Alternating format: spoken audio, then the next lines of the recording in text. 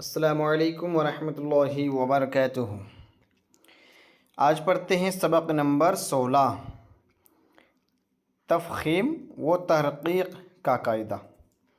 تفخیم اور ترقیق کسے کہتے ہیں؟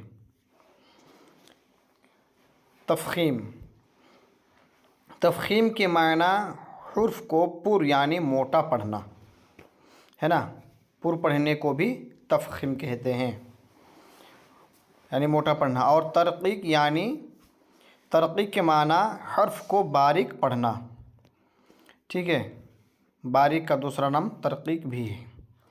3 حروف الف لام را، یہ 3 حروف ایسا ہے جو کبھی موٹا پڑھا جائے گا اور کبھی باریک پڑھا جائے گا، کبھی پر یعنی موٹے اور کبھی باریک پڑھے جاتے ہیں۔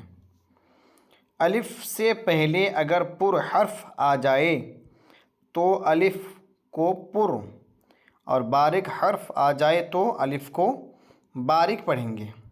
کون سا؟ الف سے پہلے اگر کوئی پر حرف آ جائے، جیسا کہ قالو، قاف کون سا حرف ہے؟ پر ہے، ٹھیک ہے۔ قاف کے بعد اگر الف آیا مد کے شکل میں تو کیا ہوگا؟ قاف کے ساتھ ہی ساتھ الف بھی پر ہو جائے گا۔ اور اگر کوئی باریک حرف آیا جیسے سین کے ساتھ اگر الف آئے گا تو پھر باریک ہی ہوگا، جیسے یہاں پہ فیہا ہوتا ہے نا، فیہا میں کیا ہے؟ ہا باریک ہے تو اس کے ساتھ الف بھی باریک ہی پڑھا جائے گا۔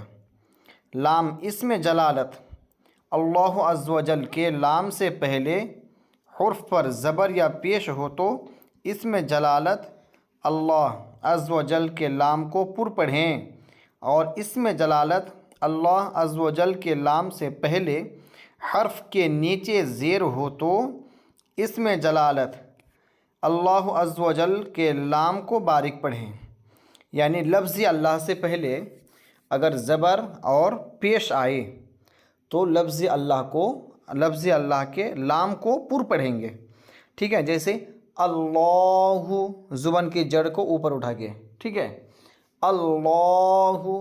اور اگر لفظ اللہ سے پہلے، اسم جلالت سے پہلے اگر زیر آیا تو لام کو باریک پڑھیں گے، ٹھیک ہے۔ لفظ اللہ سے پہلے اگر زیر آیا تو لفظ اللہ کے لام کو باریک پڑھیں گے، جیسے باللہ ہے نا، اعوذ باللہ، تو اللہ سے پہلے با میں زیر آیا تو یہاں پر وہ باریک پڑھا جائے گا۔ اسم جلالت اللہ عز و جل کے لام کے علاوہ باقی تمام لام باریک پڑھیں گے۔ صرف لفظ اللہ ہی میں لام کو پر پڑھنے کا قاعدہ آئے گا جہاں پر لفظ اللہ سے پہلے زبر اور پیش ہوگا، باقی ہر جگہ لام کو باریک ہی پڑھیں گے۔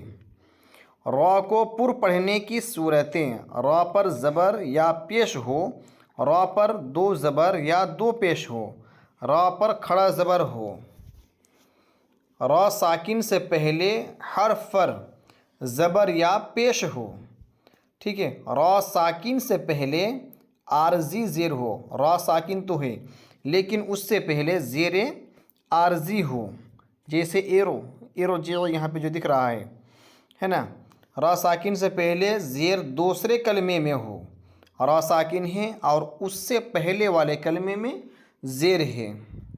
را ساکن کے بعد حروف مستعلیہ میں سے کوئی حرف اسی کلمے میں ہو، یا پھر را میں تو ساکن ہے، جزم ہے، لیکن اس کے بعد حروف مستعلیہ یعنی جو 7 حروف خصہ ض تنقیض اگر پر ہونے والے حروف را ساکن کے بعد اسی کلمے میں آیا تو بھی ان تمام صورتوں میں را کو پر پڑھیں گے، ٹھیک ہے۔ را پر زبر یا پیش ہو تو ہر حال میں را کو پر پڑھنا ہے، اور اس سے پہلے اگر زبر یا پیش ہو تو بھی پڑھنا ہے۔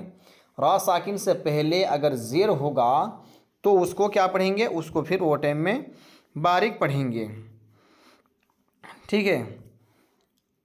را کو باریک پڑھنے کی صورتیں: را کے نیچے زیر یا 2 زیر ہو، را ساکن سے پہلے زیر اصلی اسی کلمے میں ہو، را ساکن سے پہلے یائے ساکنہ ہو، ہے نا، تو ان صورتوں میں را کو کیا پڑھیں گے؟ باریک پڑھیں گے۔ 2 زیر ہو یا 1 زیر ہو، یا پھر زیر اصلی ہے اسی کلمے میں، ٹھیک ہے، یا پھر یا ساکنہ ہے، تو ان سب صورتوں میں را کو کیا کریں گے؟ باریک پڑھیں گے۔ عارضی حرکت کسے کہتے ہیں؟ دیکھیے، قرآن پاک میں بعض کلمات الف سے شروع ہوتے ہیں اور الف پر کوئی حرکت نہیں ہوتی، ٹھیک ہے، ان الف پر جو بھی حرکات لگا کر پڑھیں گے وہ حرکت عارضی ہوگی، جیسے ارجعی۔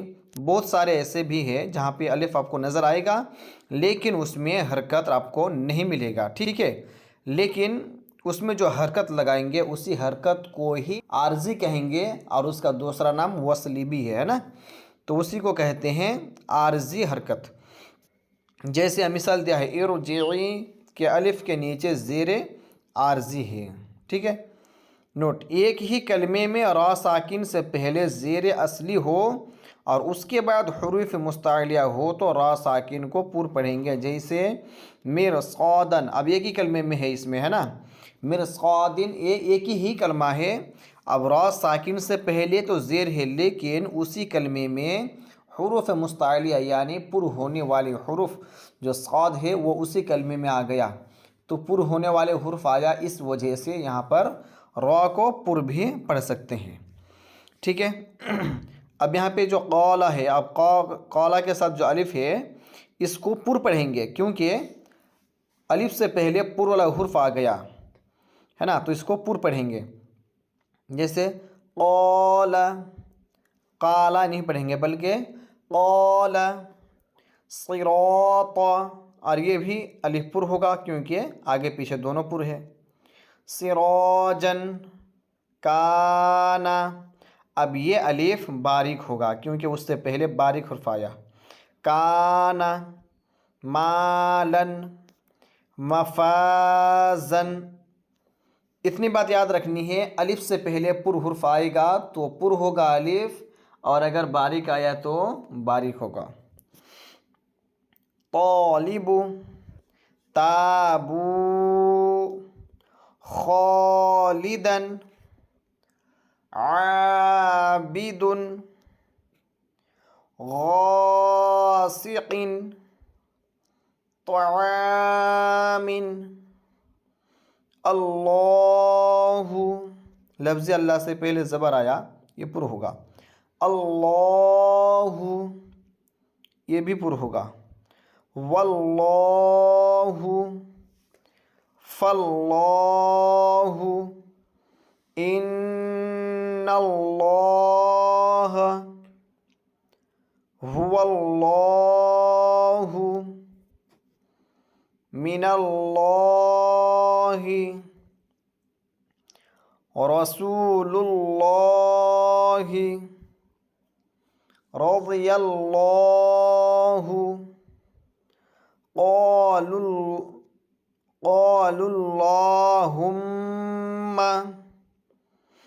اب اس کو یہاں پر باریک پڑھیں گے کیونکہ لفظ اللہ سے پہلے زیر آ رہا ہے، ٹھیک ہے، للہ، باللہ، بسم اللہ، قل اللہم، لفظ اللہ سے پہلے زیر آیا ہے نا، ما ولاہم، اب یہاں بھی باریک ہوگا کیونکہ یہ لفظ اللہ نہیں ہے، یہ دوسرا لفظ آ گیا، ٹھیک ہے، صرف لفظ اللہ ہی میں پر ہوگا باقی باریک، ما ولاہم الا الذین، یہاں بھی باریک ہوگا کیونکہ یہ الگ لام ہے، صرف لفظ اللہ ہی میں پر ہوتا ہے، اب اس سے پہلے حالانکہ زبر ہے لیکن پھر بھی باریک ہی ہوگا ہے نا، کیونکہ اس میں جلالت نہیں ہے یہ، الا الذین، ان الذین،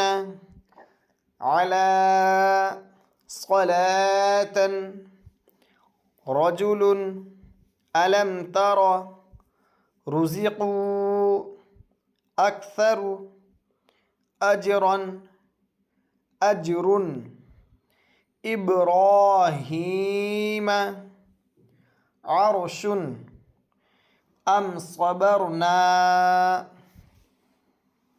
ترجعون، یرزقون، ارجع، یہ را پر ہوگی، اس سے پہلے یہ زیر عرضی ہے. ارجعوا ارجعوا ارجعی ارکعوا رب ارحمہما رب ارجعونی ان ارتبتم. جہاں پر بھی لال ہے وہ پر ہوگا، ٹھیک ہے. ربر، اب یہاں پہ اسی لیے را پر ہوگی کہ اس سے پہلے زیر ہے نا، لیکن زیر جو ہے وہ دوسرے کلمے میں ہے. ربی الگ کلمہ ہے اور ارجعون یہ الگ کلمہ ہے، ٹھیک ہے. اب یہاں پہ ملانے کی صورت میں رب ارجعونی ہے نا، وہی طریقہ وہی قاعدہ اس میں بھی. ان ارتبتم امر تابو کل فرقن. اب ایک سوال آتا ہے یہاں پہ را پر ہوگی کہ باریک، تو فرقن میں پر باریک دونوں ہی جائز ہے. پر اس لیے جائز ہے کہ را ساکن کے بعد پر حرف آیا، اور باریک اسی لیے جائز ہے پر حرف تو آیا لیکن پر حرف کے نیچے جو قاف ہے اس کے نیچے دو زیر ہے نا، تو زیر ہونے کی وجہ سے باریک جائز ہے، اور حروف مستعلیہ پر حرف ہونے کی وجہ سے پر جائز ہے، ٹھیک ہے. کل فرقن فرقت مرصاد فی قرطاس والنہار رجال امر فاصبر قم فانذر خیر نذیر.